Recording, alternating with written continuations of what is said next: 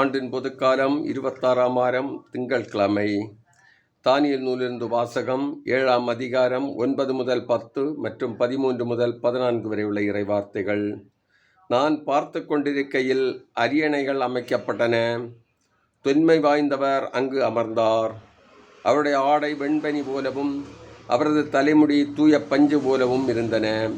அவருடைய அரியணை தீ குழந்தைகளாயும் அதன் சக்கரங்கள் எரி நெருப்பாயும் இருந்தன. அவர் முன்னிலையிலிருந்து நெருப்பாலான ஓடை தோன்றி பாய்ந்தோடி வந்தது.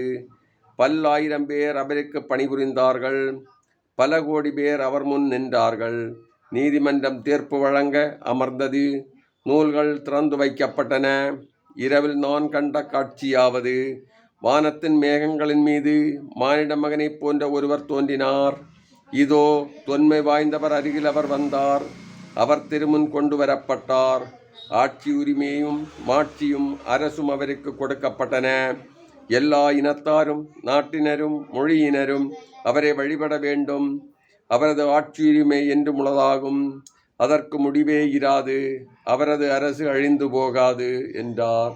இது ஆண்டவர் வழங்கும் அருள்வாக்கு. இறைவா, உமக்கு நன்றி.